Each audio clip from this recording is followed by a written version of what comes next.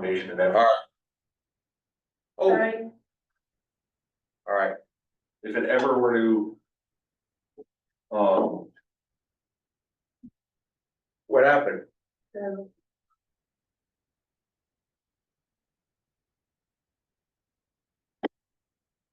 I have no idea, I don't know why I started recording it and it went away. No, we're done. Nope, it's right here. Okay. Did we go away for you people out there in video land? No, it just, we got a pop-up saying the meeting was being recorded about 10 seconds ago. Okay, Yeah, I the- know, I the forgot picture to start didn't recording disappear? it. Nope.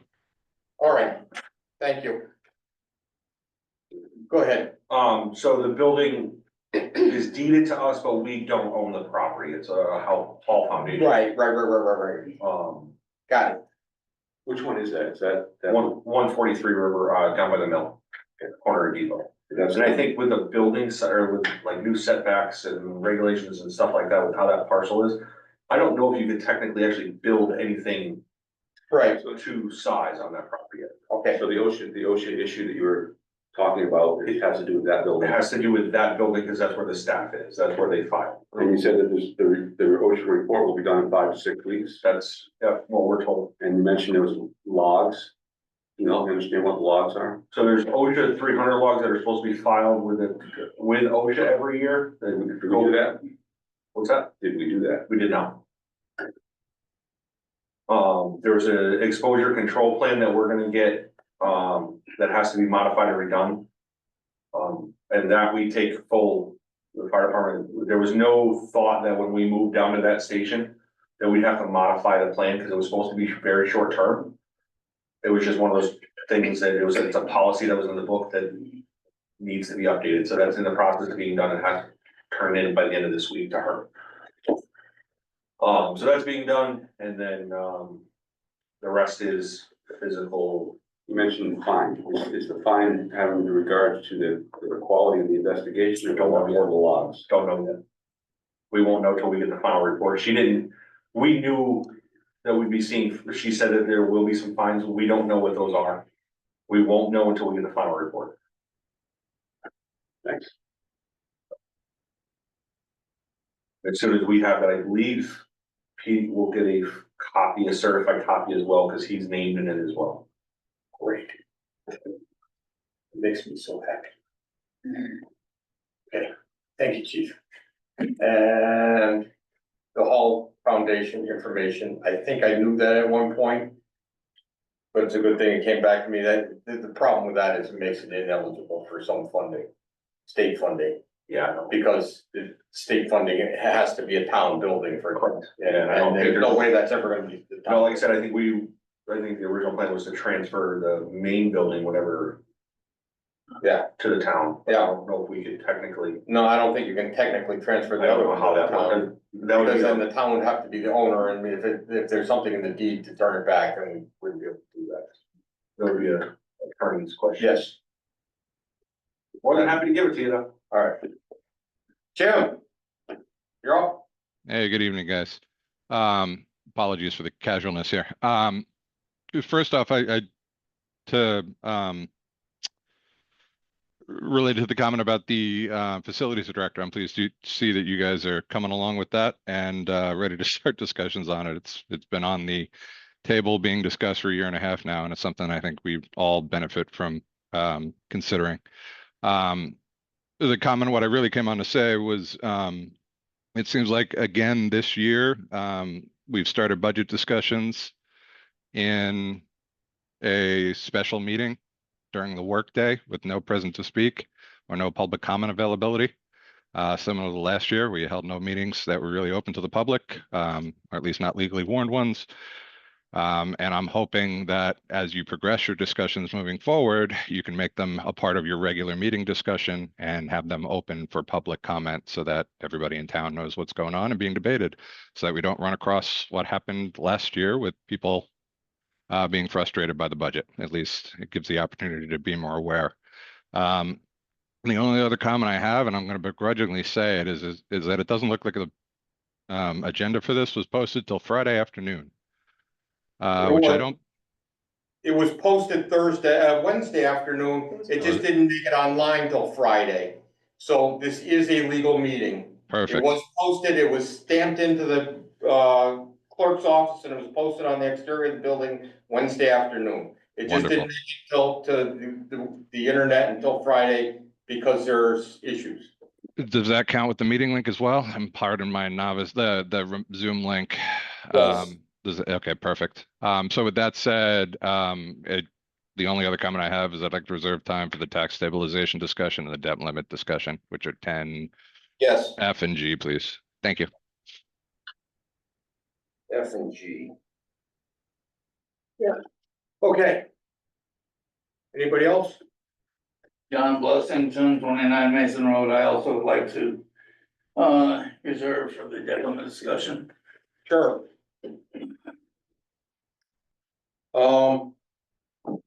Correspondence, we don't have any to share. Actually, that's not true. I've received 2 emails from townspeople regarding item K, so I will mention them when we get to item K, the Parks and Rec Director position. Tax refunds.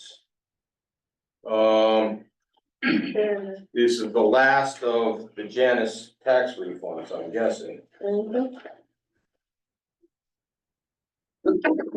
I move that we refund for excessive payments, $63.59 to Scott R. Robarge.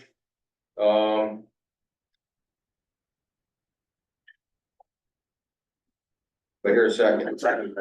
Any discussion? Hearing none, all those in favor? Aye. Aye. Let me sign these as we go through, so I don't have to do that at the end. I move that we, refund $174.51 to Samantha Pearson for refund of excess payments. Do I hear a second? I second that. Do I hear any discussion? Hearing none, all those in favor? Aye.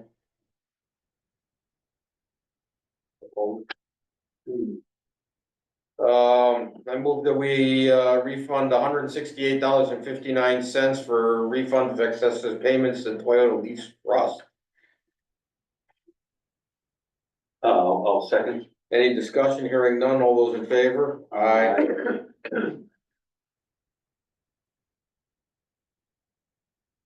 I move that we refund $663.84 to Toyota Lease Trust for excess payments. I second that. Any discussion? Hearing none, all those in favor? Aye.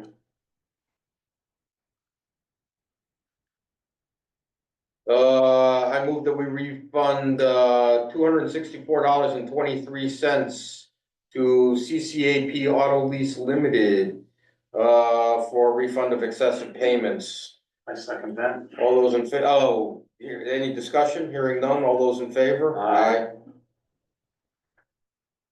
Patter almost got waited. Mhm. I move that we refund $88.42 to Nissan Infinity Limited LLC for refund of excessive payments. I'll second that. Any discussion? Hearing none, all those in favor? Aye. Stand by for me. I move that we refund $579.80 to Cab East LLC for refund of excessive payments. I second that. Any discussion? Hearing none, all those in favor? Aye. Aye. I move that we refund $254.87 to JP Morgan Chase Bank N.A. For refund of excessive payments. I second. Well, We'll second it. yeah, He can have it. he can have it, because I think it was his turn. Yeah. Any discussion? Hearing none, all those in favor? Aye.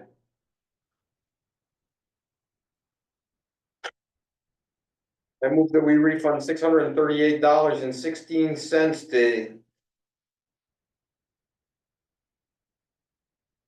AKA EZ Leasing Limited. I'll second that motion. Any discussion?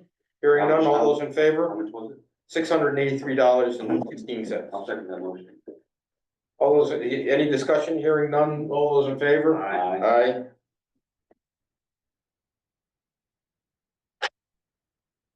I move that we refund $387.54 to Nissan Infinity Limited LLC for refund of excessive payments. I'll second. Any discussion? Hearing none, all those in favor? Aye. And that's that. Tax refund, Public Works report. Public Works has actually been pretty busy. I'd like to thank them for getting out at 3 AM this morning, to get salt down, so we all made it to work on time. They've been, The tax refunds. well, here's the paperwork for that too. That was planned. Huh? They've been, blowing leaves off the roadsides, prevent sliding. They've been doing vehicle repair and maintenance in light of winter preparation. They're clearing catch basins and opening waterways. They've, washed the vehicles and treated them to keep them from rusting out. Chipped brush from after the storm. They fixed the back of the salt shed, with new framing and metal siding. Installed a new cable in the town hall, common room for IT equipment. Somebody moved our monitor in there and tore out all the wires, leaving all the plugs in the machine, so all the wires that wire had to be replaced. That cost them about $30 in getting the guys to do it. They picked up broken curbing around town. They've been monitoring and making sure the contractor removes the ash trees that are dying and falling and getting ready to fall across power lines and roads. The separate cardboard recycling has officially begun. I'd like to thank you, Andy, for going down there and helping the residents with the new procedures down there. We actually get paid for that instead of paying to get rid of it. So hopefully by taking it out of the other stream, we're paying less for that and we're gonna actually get paid for the cardboard, so. They fixed resident mailboxes from plow damage. And they're setting up the old town hall for the public hearing tomorrow night, so the public meeting. Town meeting. Something, yeah, we're having one at 7 o'clock tomorrow.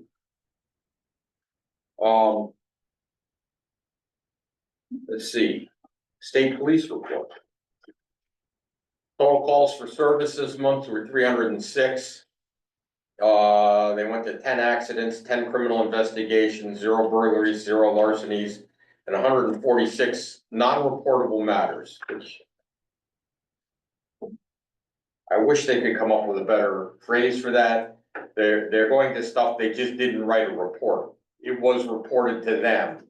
They just didn't write anything about it. They did, however, probably solve the problem. They had 135 traffic stops, 0 on-site DUI, 0 arrests.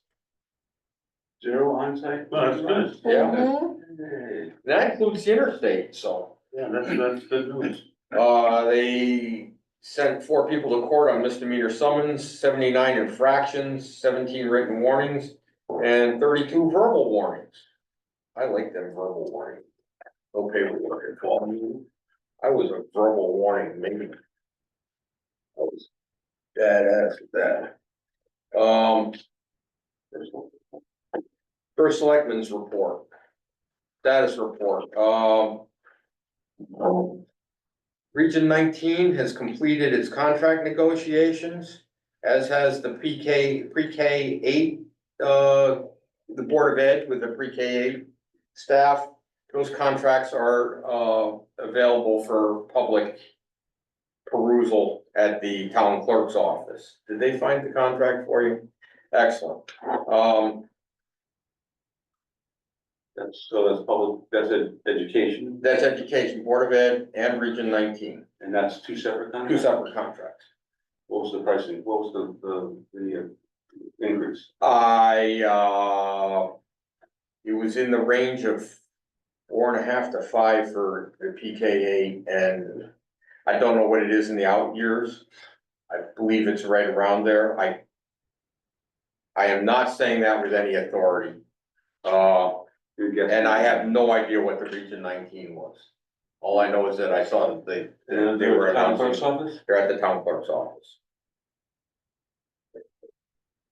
Yeah, please excuse me if I'm off on that. The revenue collector, Janice Boston, has found new employment with the town of Columbia for considerably more money than she was making here. From what I understand, Columbia even went to their Board of Finance and asked for extra money to pay her. And from what I understand, they were having some issues with their revenue collector, and so they hired Janice. So I think, so we're gonna be hiring a new revenue collector? Yes, we are. We've already advertised that newspaper, put it on the website and Indeed.com. And we've received, I don't know, what is it, about 20 applications? We're up to almost 30 now, I think. All right. And, and we've appointed a committee to look at. We have not. In fact, that's what I want to talk about right now. Okay, good. I would like to form a committee of 3, because I find that works out pretty well. I've asked, Nicole if she would sit on that committee, and she has agreed. She's started to review the applications. Would you also like to sit on the committee? I'd be happy to sit on the committee. All right. Do you have any desire to sit on the committee? I can step aside if you would like to. I don't really want to. All right. I may be tapping you on the next committee. Okay. So I will serve on that committee. That's our committee of 3. Applications are coming in. I believe the closing date for applications is Thursday. So we can't start until next week. And next week is not an ideal week for interviews, so. I believe Wednesday of next week would be a good day to hold them. See how badly they want the job. Please don't do that. So, So, and I think, our current revenue collector has indicated that she's stepping down effective when? last Friday. Last Right, Friday. And I think she also said that she would, step in and. Yes, we have a memorandum of understanding with her to come back for up to 40 hours. At an hourly rate to help train the new person, because I do not believe we're gonna find a certified revenue collector. I think, Seeing as how none of the applications have said they were certified revenue collector. right, and I think, I don't wanna make a big belabor this, but, we've now lost our Town clerk. town clerk, our revenue collector, our assistant assessor. I think these have all been like $20,000 amounts. Close, yes. Close to. Luckily, right up until now, it hasn't impacted our ability to do things right. Well, it's impacted, but not, it's not existential. We're making the, but every time. It's hard to get stuff done when you're running around trying to work out all the problems, so. That's Which, it. on a related note to that, we've been discussing we have 4 employees in the town hall here who are, they're, salary instead of hourly. The, federal government has set a new minimum salary. They set a minimum wage, and now sitting at minimum salary. And we have 4 employees who are making less than the minimum federal salary. So if, my feeling is if they're making less than the federal minimum salary, they're probably at the bottom of salaried employees.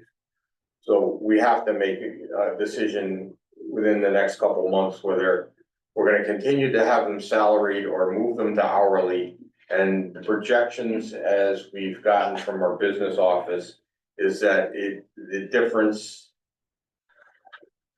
You can't do hard math on it because you have to have a lot of assumptions thrown into the calculator. Yeah, But with the assumptions that we're using, which I don't think are completely correct, I think it makes a $2,000 a year difference to the town. So I think, and then it's gonna end up being a problem when you're if you move them to hourly, then you have additional problems where they can benefits and using time differently, it's harder to shift their hours. There's all kinds of problems, and all these positions are positions where they have night, as well as day. and they have you up, during certain times of the year. Yeah. So, And it's heavier and lighter during certain times of the year. right, so so if they were hourly, you would have to go along and go, okay, here's your regular salary all this time, and then here's your heavy up part there, and pay way overtime. And then, We're not asking you to make it up, you still get paid your regular salary all the time. If your salary, it would be, you go along here, and we can make some adjustments going along your time. right. Right, exactly. So we need to look at those carefully. I think we should probably put that on the agenda for January, we can, Can you take a note on that? Thank you. got sidetracked. Yeah, sorry about that. That's all right, not a problem. It's good. The last two things, I've asked, Donna as the business director to add a item to the Board of Finance agenda. We have cannabis funding. So by state law, if you have a dispensary within your town, and we do, a percentage of sales is a tax directly to the town that we have to put in a fund that can only be used for 5 different things. And of those 5 different things, we do not have enough funding to fund the first 4, because they're all big time spending projects. And the 5th one is called community engagement. And I have asked for a definition of community engagement. And I was told by our state rep and our state senator that anything that engages the community is engaging the community engagement. I said, well, thank you for that clarity. But every expenditure out of that fund, the way things are set up now, has to go through the Board of Finance.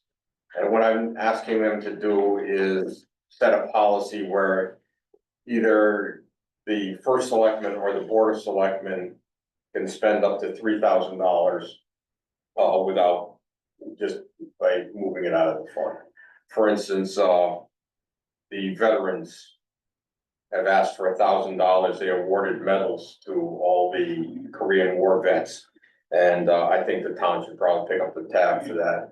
And I think that's a community engagement, and so we should be able to get that. I think, correct me if I'm wrong, that's like 3,000 or 5,000 a year we get in that little bucket from It's, the. I think it's more than that. I think the first year was 3,000, the second year was like 12,000. Okay. So we have, I think, 15,000 in the fund right now, but once again, I understand. my total recall is not as total or as recall as I would like it to be.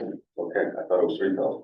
Yeah, I think it's closer to 15 right now. All right. So that's going through. Also, I believe. Do we need a motion on that? Do we're gonna ask the Board of Finance to blah, blah, blah, and then. I don't know if we do or not, but it would probably be helpful. Make Would a you like to make? motion that we authorize, Pete to approach the Board of Finance to, discuss, authorizing the Board of Selectmen to spend money from the cannabis, reimbursement funds or cannabis funds for community community engagement. Well, up to 3,000?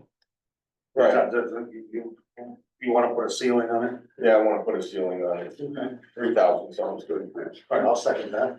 All right. After 3,000, I think that it shouldn't be. It should go to them. It should go to them. Right. All right. Why? What? Why? Why does the, I guess we're in a discussion, just why does the Board of Finance control the finance? Well, That's, I mean, that's how I'm seeing it. And No, I know. You probably have something there. it seems at times it's rather clumsy Yes. and,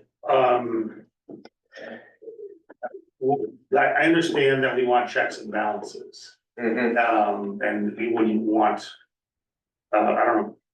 It just seems that for community and, I mean, I think of community involvement as things like, could we do more at the town hall? Could we have, what if we had additional town meetings just for information sessions? Flag the one. Or what if we, things right, or what if we, I think town meetings run into town business, and so it's not, I mean, any town business could be called community. but town meetings have, right, but I mean, town meetings have been going on since the country was founded in New England. Mhm. And it seems that we use them only for voting purposes. And I don't know. I wonder if we couldn't have more community engagement Mhm. if there were town meetings that had just information I think, about what's happening. yeah, I think that, You think it's illegal? I think that's a legal requirement for the town to, it's a legal responsibility for the town to do that. What I would like to see is more like the tree lighting. Sure, yes, yes, Maybe the car show, right. Veterans Day. The flags on the. Flags on the Okay. main drag there. Also, Bicentennial, or tricentennial. tricentennial committee. Then, once we get Everbridge up and running, which is another item here, then we need to advertise that. I think that advertisement would be a community engagement. We might not, Yeah, I don't know. all right? So we need to vote on the motion. Vote on the motion. All those in favor? Aye. Good. And the last thing I've got under this topic, so we can move along, is locks. I believe it was in CIP for 2 years ago. Under town office building security. And as far as I can tell from the project, that meant locks. So we now have a fob system, so it tracks everybody as they come in and out of the building. The doors automatically unlock during the day to let the public in. We still have some programming errors. It's also tied into the building alarm system, so that when you fob in, it disables the alarm so that we get fewer false alarms. And there will be a system, it's not currently effective, where if a board chairman has a fob and double fobs in, it unlocks the door until 10 o'clock at night to let the rest of the public in behind him. So that is still under construction. We're getting 2 employees trained in how to program fobs tomorrow. And those fobs will go to who? The people in the building, and you're getting one, you just don't have one yet. Do I have to get one? These are joke. Yeah, you got that. All right.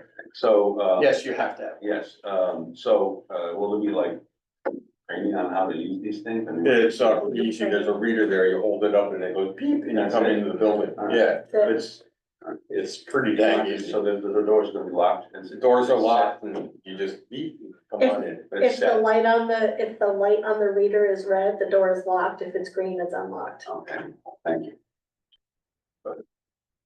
So, yeah. So the system is still being installed, we still have some programming errors, they should be fixing those. Also, at the top of the stairs, they only put fob ad readers on one side of the door, so you can only go one way. Which meant that if you were downstairs, you were trapped. But we're getting that straightened out as well. Good. All right, I think that concludes first selectman I report. think we wanted to talk about did you wanna talk about Everbridge at this point? That's item M, so I'm gonna make I got it, Chief Moore sit all the way through this. got it. So, zoning board of appeals, they need some additional people. So I've talked to Mike D'Amato. And based on his recommendation, I moved to reappoint William Bland to the zoning board of appeals effective 12/17/2024, ending 12/1/2025. I'll second that. Any discussion? Mike, says that they desperately need people on that board, so we will be also looking for additional people. All in favor? Aye. I move to reappoint, Mark Masinda to the zoning board of appeals effective 12/17/2024, ending 12/1/2025. I'll second that one. Any discussion? All those in favor? Aye. Okay, I've got discussion on the next one. I'm gonna move it. I'd like a second so we can go to discussion. I'd like to move to reappoint Julie Engelkey to the zoning board of appeals effective 12/17/2024, ending 12/1/2025. I'll second that. Okay, the discussion on this, Julie has not showed up for any zoning board of appeals meetings for over 2 years, and Mike has no idea who she is. So I would suggest a nay vote. All those in favor? All those opposed? Nay. Okay, so she hasn't, has anyone reached out to her as to, Yeah, we don't, she can't be reached as far as. she can't be reached and. Yeah, But she is allegedly still a Wellington resident, though. allegedly, we don't know that either. Okay. Okay, so. Yeah, I think that I will vote no. Okay, No, I'm opposed rather. all right. So we will have, I believe there's at least one open position before this. So now we have two, so we, in zoning board of appeals is, something that is, we need to have meet, so we will be, recruiting. Yeah. Recruiting, Like somebody wants to do it. yeah. I move to reappoint Stuart Fisher to Parks and Recreation Commission effective 12/17/2024, ending 12/14/2027. I'll second that motion. Stuart's been working, for the, Parks and Rec with, ARPA and has been fairly active, so I believe I support his reappointment. Any other discussion? All those in favor? Aye. Aye. CIP presentation, would you like to, Yeah, just, present on what you've been, I'd like to see if the Board of Selectmen can ask the CIP committee to present to the Board of Selectmen. I'd like to review last year's plan. And so that we're prepared to start thinking about, as a Board of Selectmen, what this year's plan should be, what it should look like. And then, you know, as we move through the calendar, I look at the Board of Finance budget calendar. We're gonna have, and I think, I think it's March or April, CIP presenting to the Board of Finance. So I'd like to be able to have two meetings with the Board of the CIP committee. Number one is go over what last year's plan, and number two is to go over this year's plan. So before it goes to the Board of Finance. I would like to see how, what documentation is to explain how the CIP works. It's in the plan itself. I read it. There is, where can I find that? I can send it to you. I would like that. I will send it to you. Is there like, is it like a recipe of how things work? It's in the plan itself. When you read the plan, there's a budget section and then there's a written word section. And in the written word section, has a town seal and has an introduction, and it has what they're responsible for, what they do. Okay. And it talks about the process in there. I know, that sounds familiar to me, but I don't have it anywhere. We don't have to make a decision on this tonight, I don't think, but we do need to. Well, I think, well, why not? I mean, saying, I think if they're willing to give a presentation, I think we should have it sooner, not later. Well, I agree.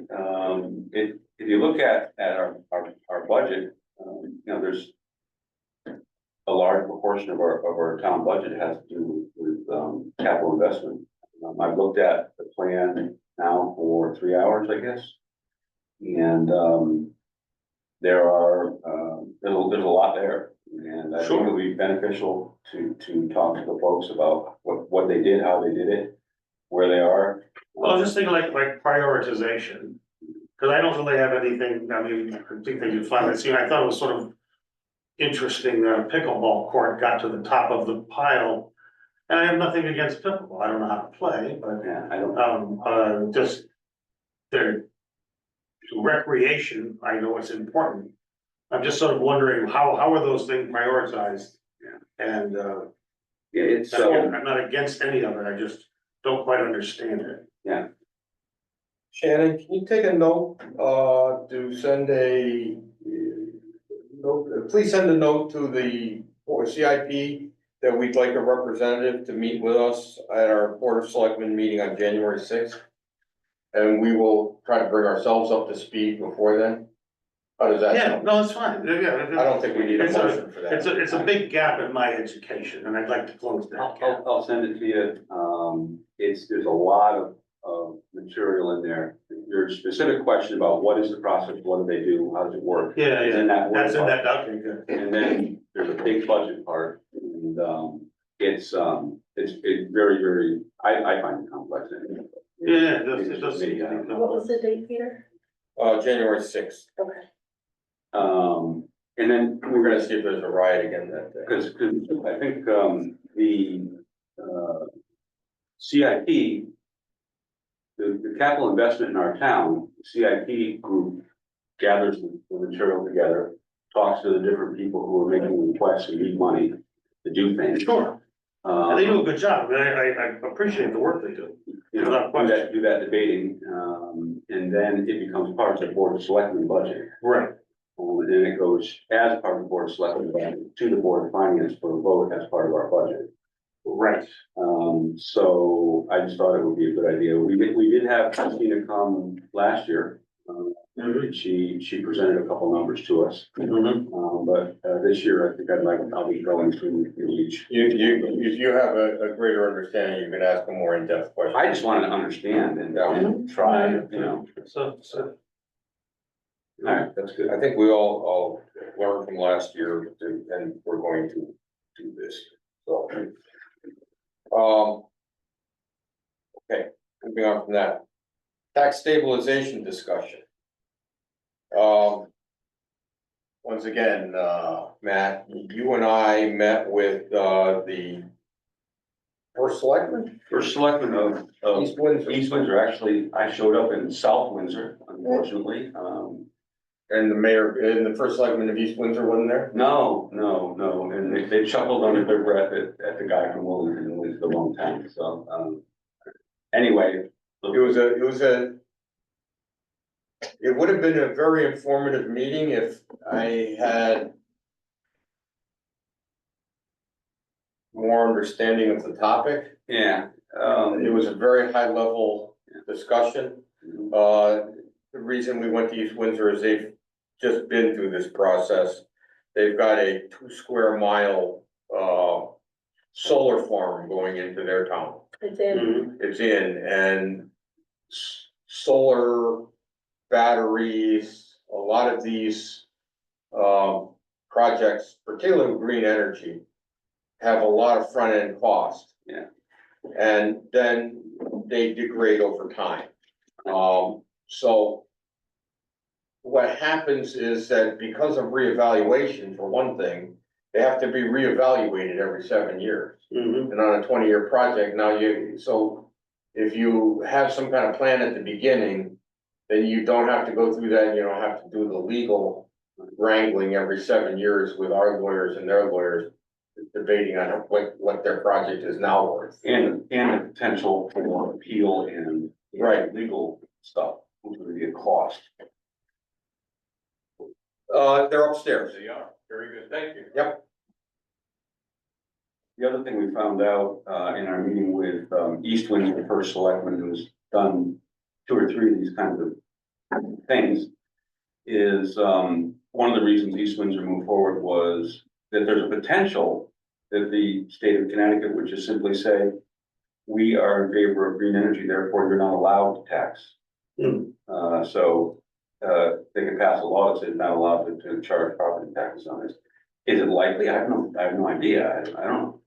But they were afraid of it. We charge taxes on cell towers? I don't even know that. That's I, another siding council thing like that battery. We don't have any say where that battery park went, whatever you wanna call it.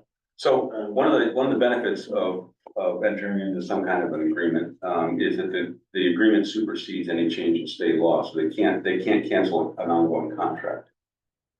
And in essence, that's what this is. It's an ongoing contract, an agreement between them and us about how we're gonna tax it, what they're gonna pay every year.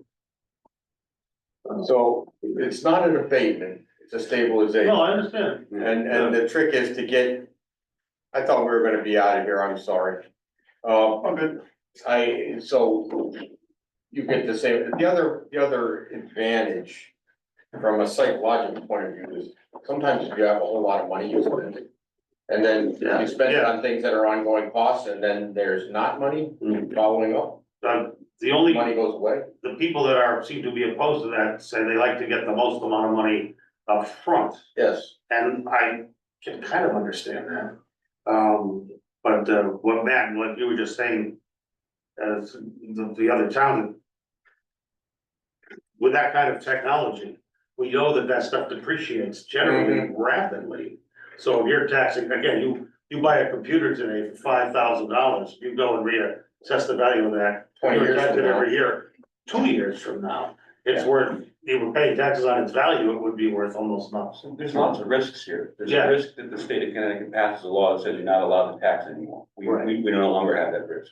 Another risk is the new technology comes out, which means that the technology that's installed isn't worth much at all anymore. Right. We don't know. Maybe, could it happen? I don't know. Yeah. It could. But I think that's a reasonable assumption based on what we've learned about technology. You know, again, I mean, I don't know. My understanding, and correct me if I'm wrong here, Pete, but this would be an authorization. I think what we would do is we would say to help me out. The town ordinance would be written, not that we're stabilizing this project, but the ordinance would be written that the Board of Selectmen would be able to negotiate a contract for stabilization with parties coming into town. Let's go to Jim. Jim, you have something to add at this time? Yeah, hi guys, thanks. A couple of things. I think, Pete, that's a good distinction to make. The fact that there's a difference between the tax stabilization ordinance itself and any agreement you guys enter into with the company. I think there's potentially some significant advantages to driving business growth with a targeted tax stabilization or tax stabilization strategy. I hesitate to be full-fledged about being in favor of something that winds up being open-ended and up to because we've done regulations like that in the past, like the SDZ, where things are completely open-ended. There's no safeguards or protections inherent in the regulations for the town people themselves. So I think that said, I do think there's an advantage to driving a business, commercial business in town. So I think it's worth exploring, but the devil's in the details. And the agreement itself with this energy storage project, quite frankly, I don't think rises to the scale and scope that at $60,000 a year of tax incentive where it warrants such a deep, urgent need to enact this now. I also, from what I've gleaned online through other stabilization agreements with other jurisdictions, many things that Matt just spoke about, like if tax laws change, those are clauses in the agreements. And I would be surprised if we have in town have the wherewithal to outbeat a solar provider's lawyers to come to an agreement that is advantageous for us and not skewed heavily towards towards incentivizing them. So that's all I have to say on that one. But I do want to say thank you guys for showing an interest on the CIP side early in the process. And I look forward to those conversations with you all to come. You just said something that triggered something in my head. For tax stabilization. Jesus. Oh, Stafford, not Stafford. Colin is currently discussing a tax stabilization plan too. Excellent. Lawyers, you're correct. The best law firm in the state is representing the solar farm. So they can't represent the town because there would be a conflict of interest for them. So you're correct. The big energy with their money coming in from the feds to subsidize them have an advantage on that. But nevertheless, I think that the learning curve is getting to the point where I think it's the law is settling down, so it's easier to figure out, and probably the margin between the best and the worst lawyers in that field is narrowing. That's just. Yeah. No, I appreciate that, and thank you for the attention to it. The overriding point really for me is that if you're going to do a tax stabilization ordinance, focus it on the type of sectors you're looking to promote business on, target it on specific areas of town. That the Economic Development Commission is actually coming up with, segments that they want to drive growth. So target it. Don't just have it be open-ended, because it's, there needs to be some degree of innate protection towards reasonable development to the town. Right, the basis for this discussion is coming from the Economic Development Commission. Yep. That's where it was born.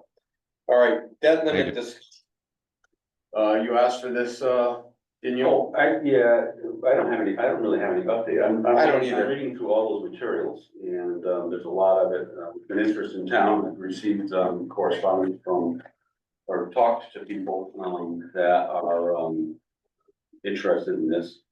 And they forwarded some material. I'm reading it, and, so, we'll see. Have you I haven't reviewed, really had any other discussion other than what we've already talked about. right, have you reviewed, the stuff from the annual report from the auditors, which I believe has something to this effect in I it? have not. Okay. They make a recommendation. They make a recommendation, but like a lot of other things, it has not hooked into my brain, so. I apologize. I would like to say- You mentioned that before as well. And Jim, you had something on this topic?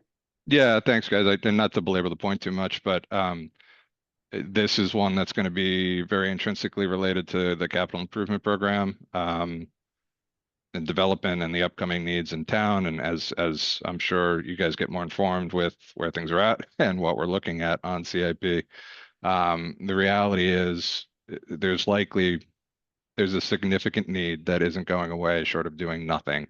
And I'd be hesitant, or I'd be cautious to not hamstring the ability of this town to advance projects, even if they're large in scale, in a cost-effective manner, because trickling things through over time, or delaying as we have been for years and years and years now, just winds up costing us more. And it's why we're in the situation we are now. There are a number of projects that in and of themselves will likely exceed any debt limit percentage that we're going to throw out there. But the reality is we need to effectively manage them sooner rather than later before the price drives up even more. I'm hoping CIP can move that needle and start to invest in itself rather than in interest, and plan for the future earlier. But we're going to be driven by a couple of projects, fire stations being one of them, that are going to be debt driven. We don't have the time, and I suspect we're going to find we don't have the time moving forward to delay these out until such time as we can avoid a significant bond or debt. That's been the plan. That's been how we do business for years and years and years. It's just more imminent now. So just be aware of it. Because if you prevent the town from fixing the issues, we're only going to get worse, and it's going to cost everybody more in the end. So thank you. Okay. Moving on, I did not know that this was a thing until I saw it, I read it in the law like 2 weeks ago. But we are required to post Yes, our schedule. our schedule for the next year prior to January 1st. So, I would like to move a schedule. We can give you a copy of this. And Can I? Yeah, not necessarily. The second is a Tuesday, the 18th is a Tuesday. There's some Monday holidays where we've moved the board of Same selectmen as meetings. the past year. Yes, Mhm. so. I will read the dates. The Board of Selectmen meeting scheduled 2025, first and third Mondays except for holidays at 6:30 PM at the town office building. I'm gonna read these off real quick so we can move it, and so I move the following dates: January 6th, January 21st, February 3rd, February 18th, which is a Tuesday, March 3rd, March 17th, April 7th, April 21st, May 5th, May 19th, June 2nd, June 16th, July 7th, July 21st, August 4th, August 18th, September 2nd, which is a Tuesday, September 15th, October 6th, October 20th, November 3rd, November 17th, December 1st, December 15th, January 5th, and January 20th, which is a Tuesday. Those are both in 2026. All in favor? Oh, second? And I'll second that. Any discussion? Just that, I think, based on the FOI with you can put those Zoom links out way in advance. Yep. So once we know those, if you do that, then that covers that little thing that we don't have to remember. Did you know? Sounds good. Like the way you think. Already done. That all the Zoom links are out? That's my Yeah, to yeah, do that's for it. tomorrow, is It's, to, once this, I couldn't do it until this was approved. Yeah, Got it. no, I think it's a good, it just takes that off the table, so you don't have That's to right. remember that. That's all I have to add. All right, and I don't know why this doesn't serve as warning for the meeting on those dates, but apparently it doesn't. No, no. So you have to do it, but it doesn't serve as warning. It hurts my head. Hi, you looking for planning, inland wetlands? Yes. They're upstairs. Oh. You can go right through there. Staircase right here. Take a left when you get to the side. Top stick like that. I did wanna mention, and this is something that I've learned regarding the Zoom links. I didn't realize this at first, but every time you schedule a new meeting, it's a new Zoom link. The passcode and the meeting ID stay the same, but the link itself changes for every single Hey, meeting. inland wetlands upstairs. Yeah. So when all the boards are sending me their meeting schedules this year, I'm going to schedule Zooms immediately, so everything will be in Zoom for the whole year. That's great. And that way, there's no confusion, the calendar's set and everybody's got their Zoom links ahead of time, so there's no, hey, I need a Zoom link for such and such meeting. So this will be filed with the town clerk Yes, as according to state law, and then we want to make sure these two guys get a copy. they will get a copy once And it's. second, the one that can be filed, I need a copy too, I suppose. I'd like to show up to those meetings. You'll get your reminder, don't worry. Holiday schedule. We also have to move the holidays. So, the town hall will be closed by contract for the most part. January 1st, January 20th, February 17th, April 18th, May 26th, June 19th, July 4th, September 1st, October 13th, November 11th, November 27th, November 28th, December 25th, January 1st, and there will be one floating holiday. There used to be Selectmen's Day. Because the floating holiday is usually the day after Christmas, but the board, the business office needs to close the books before January 1st. Having that holiday there meant that they were out of work for a day that they desperately needed. So what I've done is I've given a lot of employees like the day after Christmas off, but I've given them the option of taking that day or another day if they have to come to work. I'd like to give just the business office a floating holiday, but you can't do that. You have to give everybody. And there's some people that apparently didn't like the fact that they had a choice, but they prefer to be told what to do. Go ahead. You voted on your last motion. Oh, did we? You did not. Oh. On the holiday schedule? No, on your regular meeting Calendar. schedule. Oh, yeah, we All in made, favor? we did we made my motion, seconded, but we never voted on it. All in favor of accepting the, Yes. meeting schedule? Yes. Aye. And I'd like to make a motion that we accept the, 2025 and 26 holiday schedule as verbally, presented I by. will second that. Any discussion? No discussion. Hearing no discussion, all those in favor? Aye. All right, Thank you. that can go over there. Sorry, this is taking so long. Parks and Rec, position. Unfortunately, our Parks and Rec director, who I was praying would hold on for at least another year here, has been hired away by the town of Putnam for an $23,000 pound. I thought it was pumping. Who's our director? Jimmy, Jimmy Callahan, I was just walking around here. How much, Yes. how much more is he getting in public? 23,000 a year. So. That Can't means, say no to that. that means he's gonna be making $1,000 a year more than I'm making, I think, I figured out if I remember, did my math correctly and goes by some assumptions. So,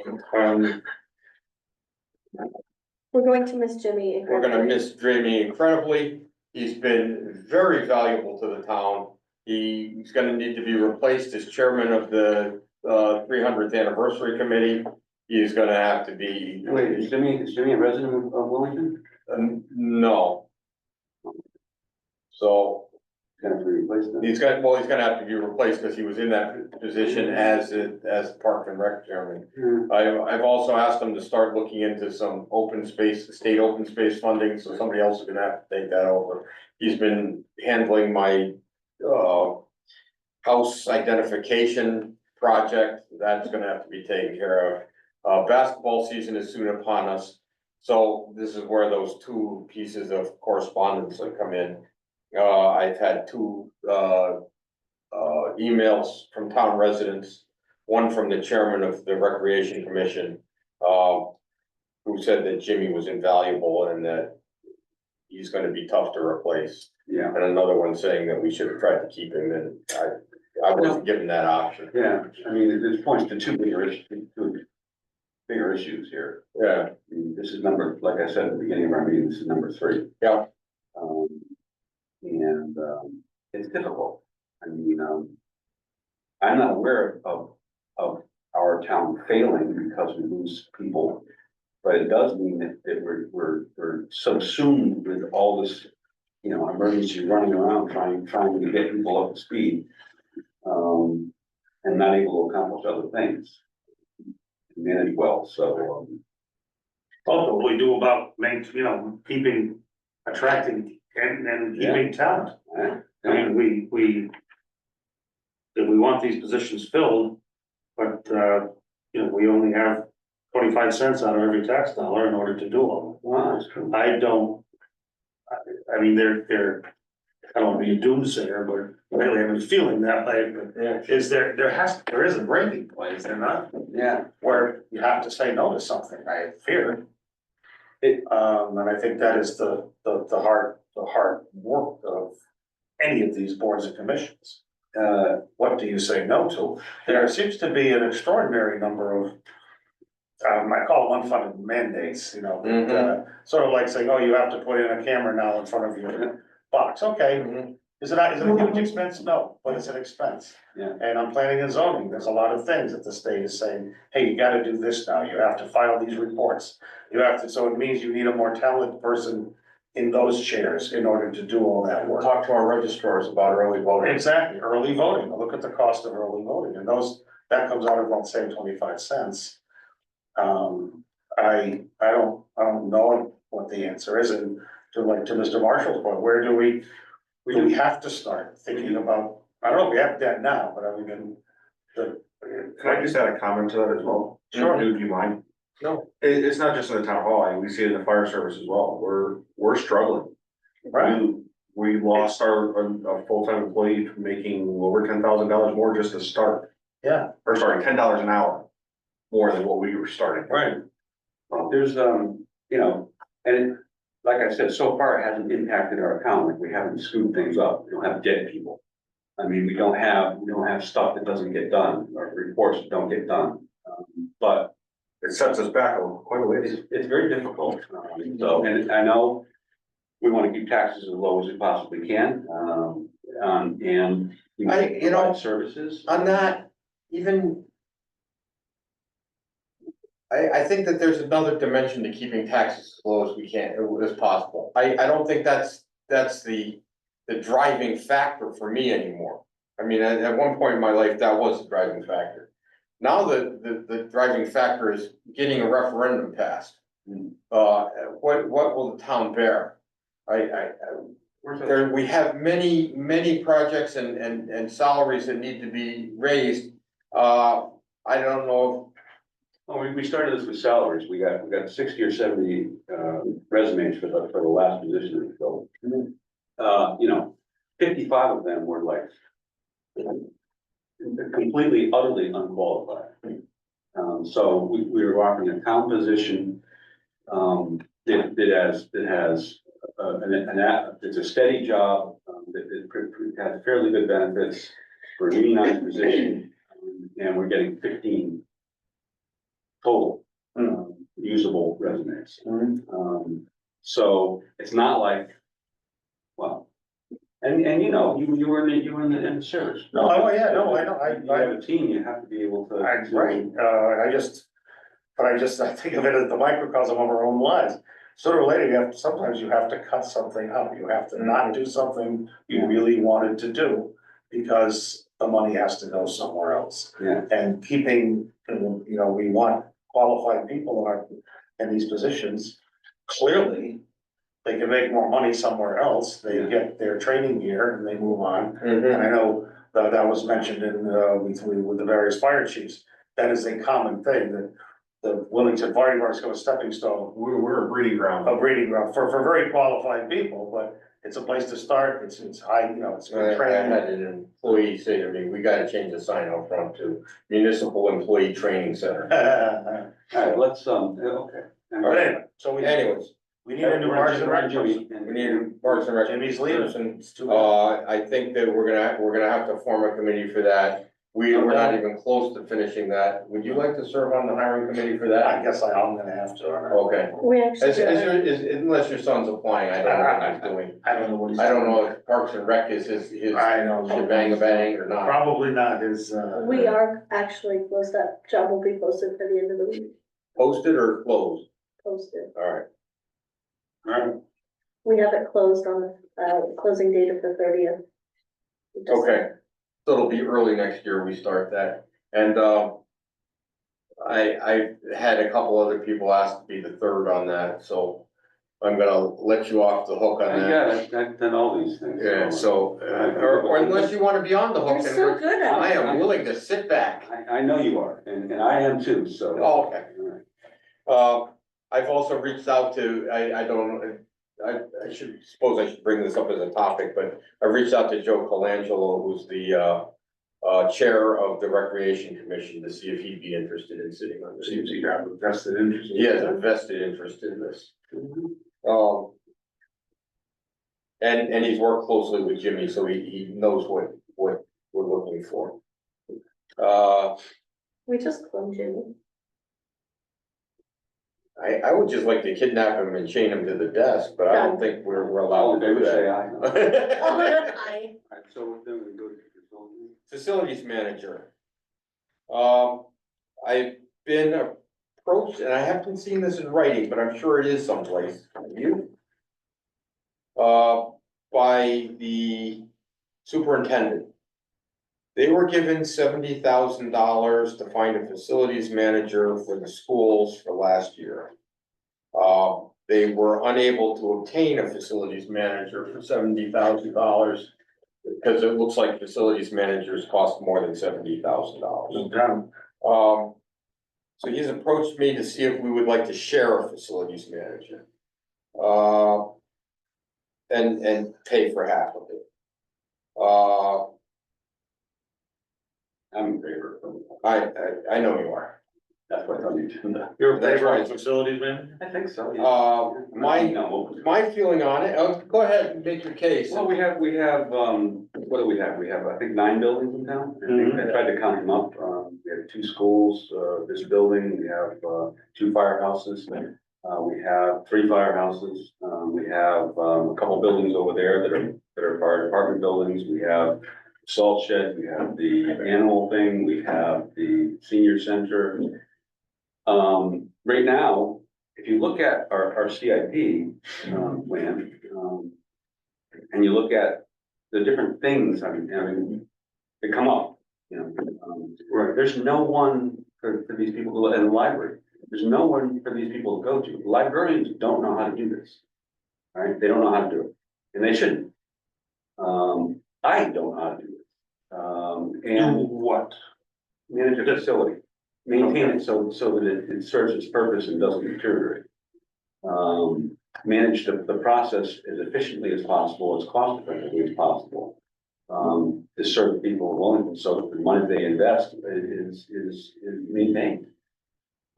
You know, it's a cost, an ongoing cost. We don't like to see increases in our budget that are unnecessary, but I think this one might be necessary. So, you know, I remember the Board of Education, I remember the budget last year talking about the Board of Education hiring a facilities manager for $70,000. Or something, I don't know. I think that's what it was. I could be corrected. Yeah, it doesn't, from what I know about this, very little, I know that that's way under less than what it needs to be. Absolutely. I don't know, you know, we have an option here. I mean, there's 2 options. The first option is that we hire and we share that person between the Board of Selectmen and the Board of Education. They're all town assets. The taxpayers pay for them all. Right. And, you know, I think that would be a good idea. Or we can have the facilities manager for the town of Wellington be paid for by Ashford and Wellington, and having that person focus only on the school. So, I don't know. My concern is not even concerns. I understand that a lot of things I don't know about, but what we talk about CIP, and I've heard multiple times now from the 2 prior administrations saying, we've put off this stuff for too long. We've put off spending the money for too long. So now we're gonna hire somebody who's gonna say, spend this money. They're gonna say, this is what you need to do in the library. It's gonna cost you $400,000. We're gonna say, we don't have it. Thanks for that advice. But is that And true? that's, But what is it, well, how can it not be? Why, if we know, why hasn't the roof been done on the new school, on the hall school yet? I don't know. I don't know either. I understand the money's been in there for quite some time. A facilities manager would say, fix the roof. Well, what I've heard. We say fix the roof. What I heard, and I could be wrong, I don't Yeah. have an ironclad memory. What I heard in Board of Education was Mhm. that, that was not done, and he's not going to have time to do it. I'm gonna get myself in trouble. Not gonna have time to do it this year. Who? Phil. Phil doesn't, we're not asking Phil to do the roof, we're hiring contractor. So that's what I don't quite understand. I don't get it either. but Why, I don't understand, so there's so. They said we've kicked this can down the road, where the money's been there, and we've kicked it down the road, I'm not arguing with you. Yeah, I I'm really trying to understand. Yeah. So if a facilities manager comes up and says, these are all the things you have to do, it isn't like he conjures up the money, No, but I understand. or she conjures up, Maybe, they don't yeah, conjure up. maybe I'm wrong, but I read the CIP plan. And in the plan last year was, money to fix the roofs on the schools. Right. And it was money for, the HVAC for the schools. Right. So I look at it as, are we not spending money or are we not executing? That's what I don't understand. I don't get it. Maybe I'm wrong, maybe we, I don't have a good insight. Pete, you've been executing, you have. I've been finding a number of projects which have piled up. Right, And you could say it's because we don't have a facilities manager. okay, if that's fair. But I have found personally that it's not that we don't have a facilities manager, it's that we haven't had somebody that said, go, Right, do it. Now I, you know, Matt and I have discussed this at some length and I've let him go first, but my feeling is that 90% of what we need a facilities manager for is those schools. That's everything we've been talking about. That's a majority of where the money's going. The fire departments, both of them own their own buildings. They should be managing their facilities. The library is a separate board. It's a separate budget. Are we providing them a service on our budget for them? If this facilities manager is spending 90% of their time at the schools and we're paying 50% of the budget, is that just another way of hiding education budget in our budget? I don't, yeah, those are very good questions. These are all questions that I have severe doubts on. Yeah, I mean, Pete and I don't see eye to eye. I mean, my thinking is those fire departments, while they serve and are used by the fire departments, which are nonprofit, those buildings are, when they come to us, that's town taxpayer money. Right, but it's their building. It doesn't matter, it's town taxpayer money. So we should. Show us where to sign. Huh? Yeah, they're willing to sign the building over to us right Yeah, now, so. it's the same thing with the library. I mean, the library is a wonderful place, and they do a great job.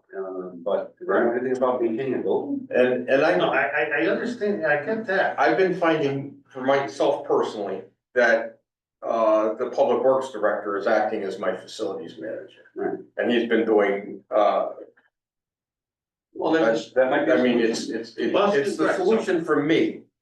I would rather spend $70,000 on material to fix a building than to have somebody tell me that it needs to be fixed. So would I, but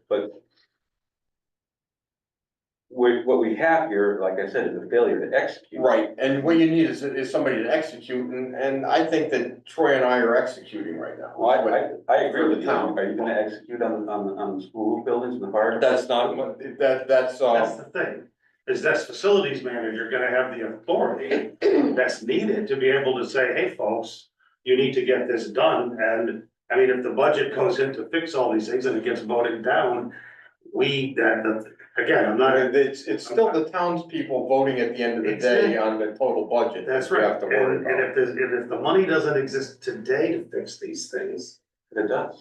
does it?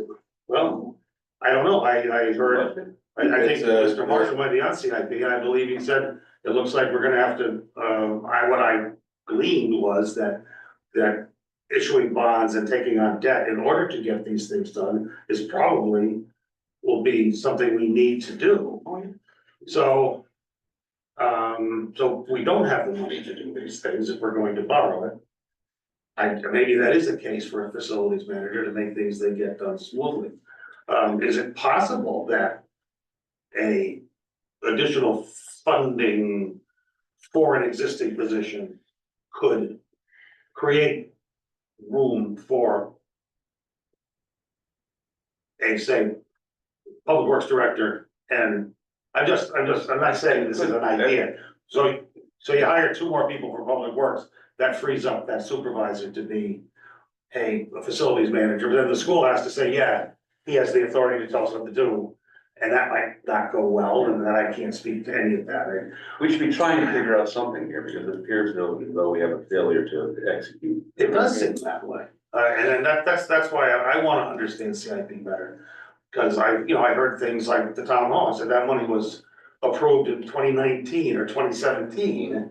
And it's getting done in 2024, or like, why, if we had got it done in 2017, think of the money we would have saved, especially if we already had it. It was already approved. Also, if it's state money, you can't get new state money till you Yeah. spend the old state So, money, okay, so so if you all have it that- sitting around for 2 years, Yeah. you can't get new state money. Right, Yeah, so 2 years. so I admit, I don't know what I don't know, and, Yeah, but I'm trying to learn. all The right, only way I learn is to talk about it. so let's go. Jim, if you could go quickly, I'm already 20 minutes past the end of when I wanted to end this meeting. Yeah, we'll do my best. Thank you. Yeah, Andy, to answer your question, it's a bit of all of the above, right? Part of it is there may be funding there allocated for things, but then because we aren't maintaining existing buildings or something comes up, like a fire station gets mold in it, funding dries up and has to be reallocated to other purposes because we haven't been made aware, or the facilities, or the people who run the facilities aren't necessarily fully up to date in what they should be looking for and what maintenance needs to happen on a recurring basis. Facilities director can really help you manage that on behalf of all departments in town. The reality is, whether or not they're a private entity like the fire stations or the library, the taxpayer is paying the bill for these repairs when things like maintenance go wrong. And that comes from, that offsets other projects that we need to pay for years, like road improvements, because those funds that are limited need to be allocated somewhere else. There's also complications in executing some of these things, you're right. Some things are hard to mobilize, and a lot of that is not having the knowledge to effectively mobilize them. And a facilities director can help you do that as well. I personally think the town should have their own, or shared with another jurisdiction. A small town like Ashford, that would be great, because I think the schools, quite frankly, will ultimately need their own. With whatever happens, it's going to be a full-time job for that. And just as a correction, and I'll shut up now. I think it was $85,000 plus benefits is what that position was approved for, on the Okay. school side, just to keep it in your back of your mind. So it's not incredibly low, but thank you. I'll stop there. There's a lot to discuss, and I'm looking forward to seeing you guys do it. Find somebody for that position or whatever the number was, is the idea. Pete Letincius, you had your hand raised? He did. I don't see him anymore. He's there, he's just muted. Okay. Ralph, are you showing your face for a reason or no? Muted. You're muted. Just to show I'm paying attention, that's all. Okay, we appreciate that. Thank you. Nice to see you, Ralph. Nice to see you, Ralph. Hi, all. Moving, because I don't think we're gonna solve that one tonight, but I do wanna start the conversation on that, and like I said, we disagree, but we disagree, you know, My mind's completely. whatever the I word was is. seeking more information. Yeah. All right, One more Do you- information. Do you want me to move facilities manager to old business for the next meeting? yes. Last on this new business is Everbridge. Did you get that email that I forwarded on the new problems with Everbridge, whatever that is? It's the new platform that it's gonna run off of. Oh, God, we didn't even build out on the old platform. So we are built out. The nice Okay. part is the new platform isn't gonna take a whole lot of configuring. All right, So the town, No, I apologize, I'm interrupting. You go ahead first. um. The town employee side of Everbridge is built out. I need Shannon just to review the yes, she's getting that together. She sent the email to the town contacts employees. and. I sent an email last week and Okay. I've gotten a bunch of responses. Okay, So I'm compiling a spreadsheet, which I will send to you as soon as it is and complete. as soon as I have that, I'll upload to the town employee side will be done. All right, and, All all right, before we move on with the actual letting townspeople know what happens, town employees, can Shannon and I get a little bit of training on that early next week? Because snow season is here, and we need that to shut down the town hall. So, about early the week after. Christmas you're week. not what are you doing Wednesday? It's free for me. I'll let you Peter. have that conversation with my. All right, early January is fine.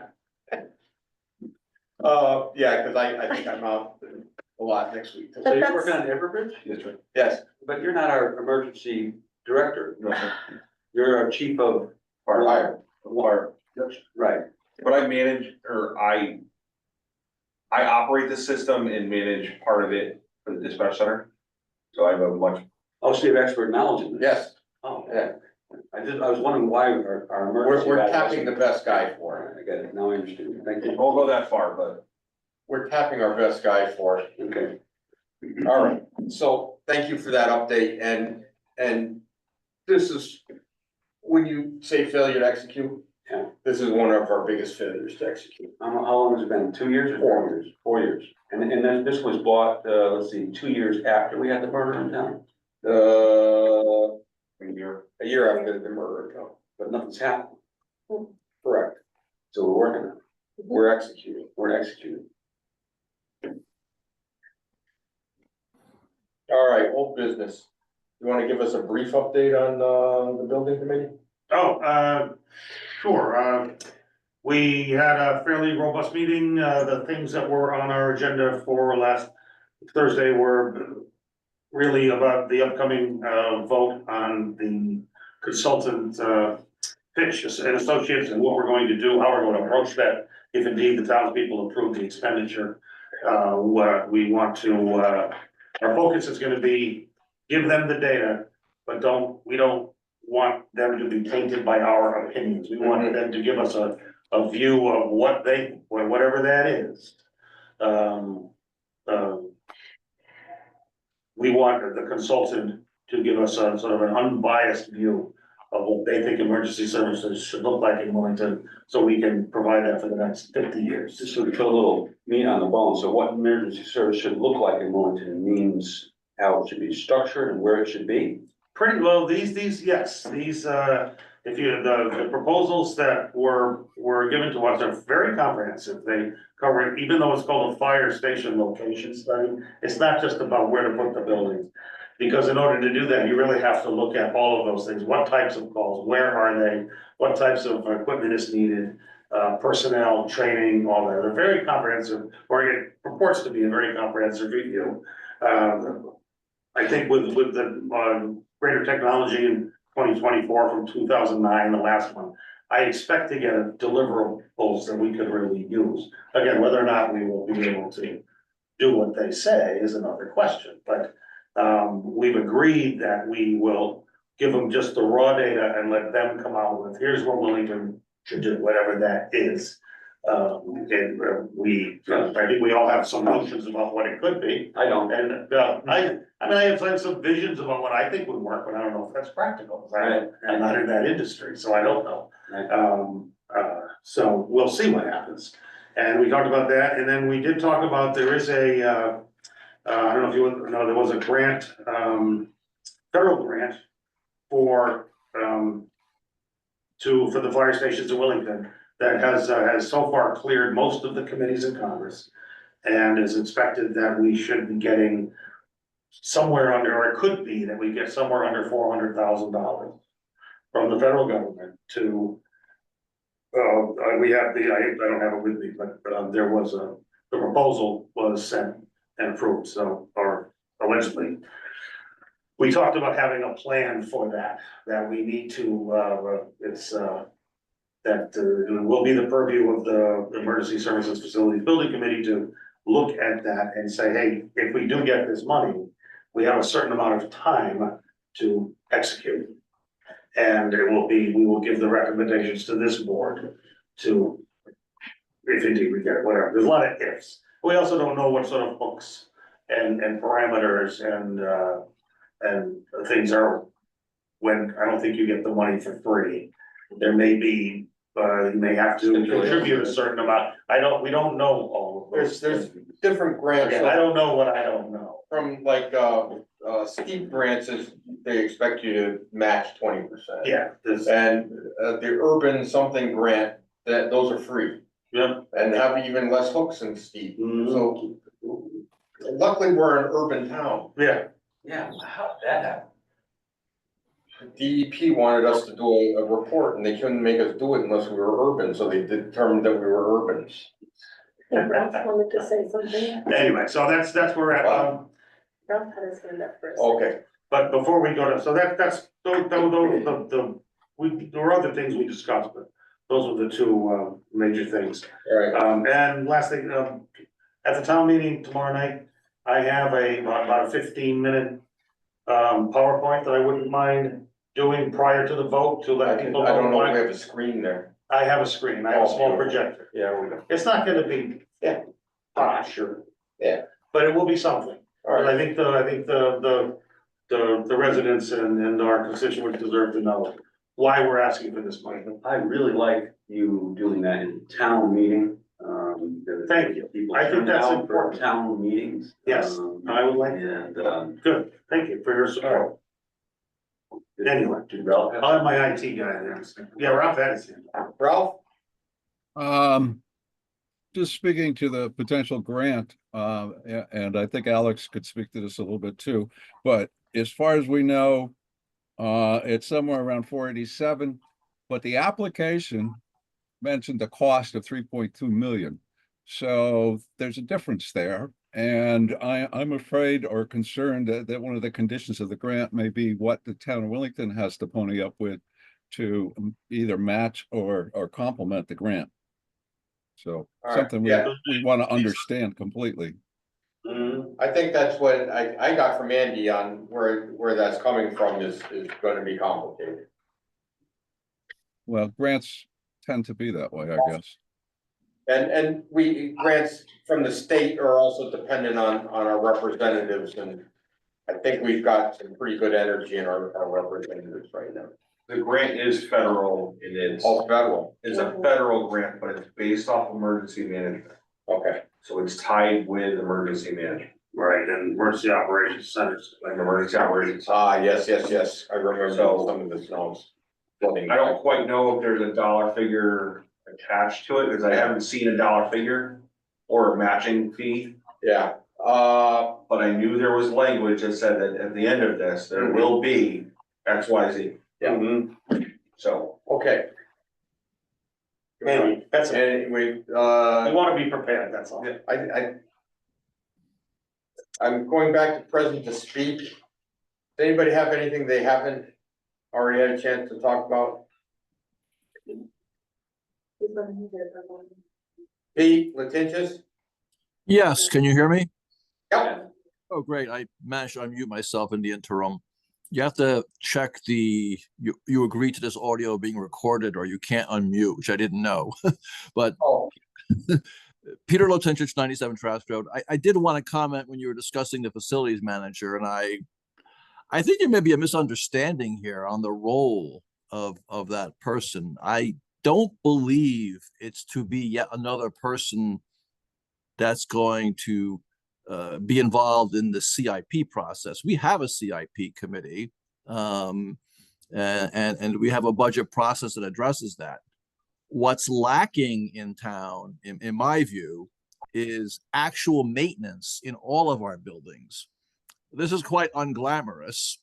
It's much more exciting to be involved in capital projects where you buy new things, something that's very much in vogue, as we heard earlier tonight. But the lack of maintenance in all our buildings is driving a lot of the capital projects. You know, if we did our maintenance, we would have fewer replacements of things because things would last longer.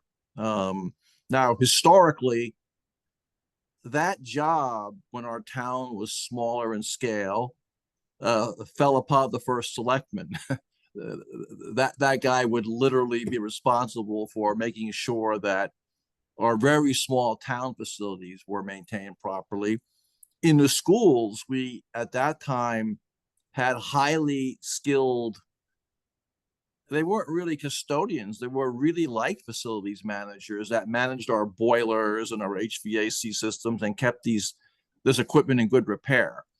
You know, we've moved beyond that. You know, we don't have those folks anymore in the school system, and we don't really have anything on the town side other than public works, which addresses roads but not buildings. So I'm speaking in favor of the facilities manager position, because I think both the buildings in the school system and the town require regular maintenance, which is not occurring. Even though, by the way, last comment, the town is budgeting those funds to those entities. That the town departments receive money for maintenance.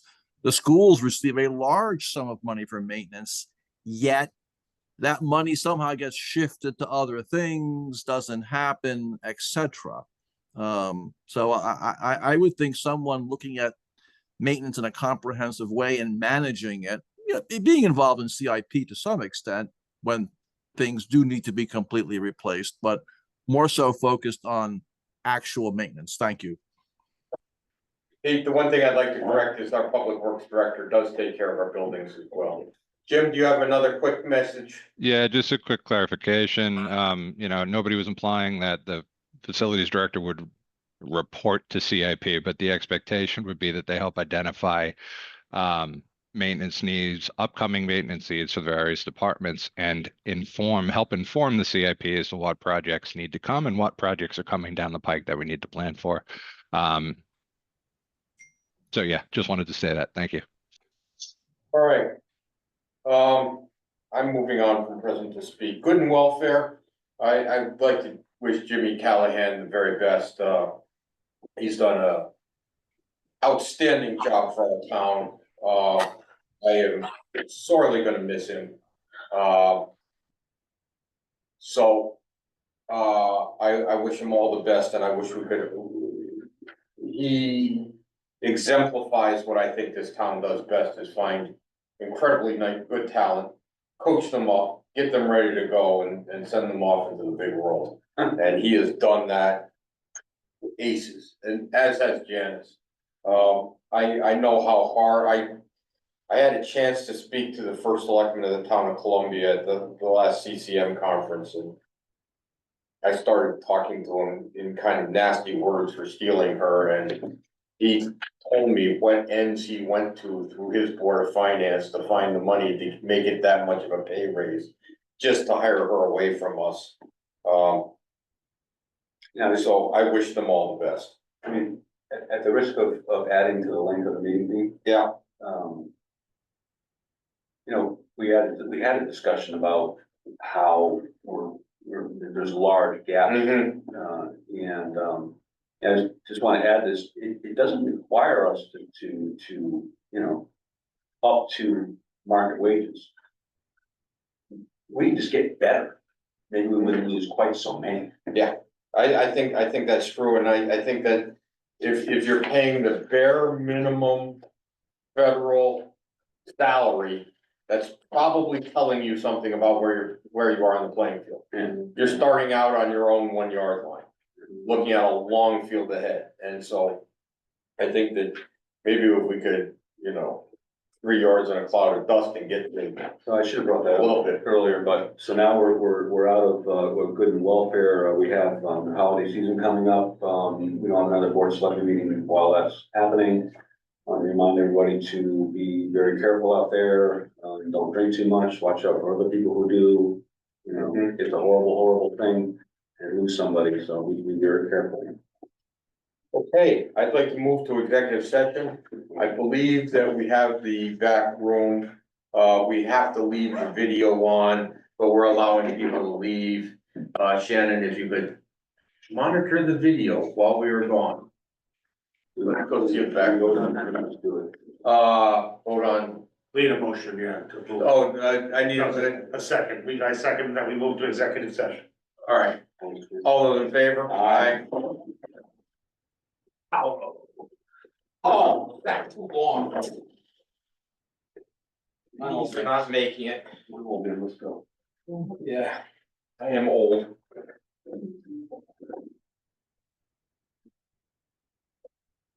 Is the back room open? Jesus, no. This room's open. All right, we can go this other room. Go back on the. Yeah, make a left there.